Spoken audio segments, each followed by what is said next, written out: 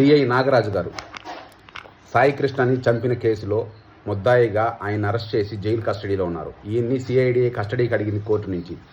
అదే నాగరాజు గారు జైలు నుంచి కోర్టుకి లేఖ రాస్తూ జడ్జి గారికి, సార్ నన్ను బలవంతంగా కొట్టి హింసించి ఒప్పిస్తారు, ఈ హత్య పాత్రలో నాకు ఎటువంటి సంబంధం లేదు అనేసి లెటర్ రాశారంట. ఎంత దారుణం చూసారా? ఇలా ఎంతమందిని కొట్టి బతిమలాడుతున్నా సరే నాగరాజు గారు కొట్టారనేసి ఆయన మీద ఎంతమంది అలిగేషన్ చేస్తున్నారు చూస్తున్నారు కదా. ఇంత దారుణమైన పరిస్థితులు, చట్టంలో తన చేతికి తీసుకున్న చట్టాన్ని లా అండ్ ఆర్డర్కి వ్యతిరేకంగా కొందరిని హింసించిన దానికి ఇప్పుడు ఆయన ఇరుక్కున్నారు. ఇప్పుడు ఆయనకి అదే పరిస్థితి వచ్చింది.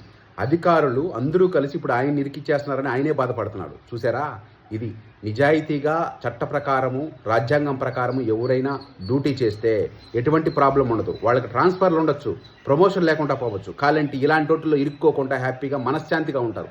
ఇప్పుడు మనశ్శాంతి లేకుండా నాగరాజు గారు ఇలా బతిమిలాడే ప్రవృత్తి, మామూలుగా ఒక క్రిమినల్ ఒక ఖైదీ బతిమిలాడే విధంగా జడ్జి గారిని ఇప్పుడు బతిమిలాడే పరిస్థితికి వచ్చింది నాగరాజు గారు. ఇది రాజకీయంలో ఉన్న రాజకీయ నాయకులు కానీ, చట్టంలో ఉన్న పోలీసు వ్యవస్థ కానీ, న్యాయ వ్యవస్థ కానీ ఎవరైనా సరే తప్పులు చేయడానికి భయపడతారు. ఎప్పుడో ఒకసారి ఎవరో ఒకరు ఇరికిచ్చేస్తారు. ఏళ్లనే వాళ్ళతో పాటు ఉండేవాళ్ళే ఇరికిస్తారు.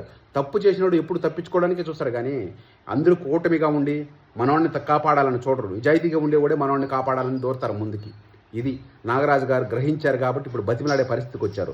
ఇది అందరూ గ్రహించాలా. ఇది ఒక పెద్ద గుణపాఠం చట్టంలో ఉండేవాళ్ళు, రాజ్యాంగ పదవుల్లో ఉన్న వాళ్ళకి కూడా. దయచేసి అర్థం చేసుకోండి.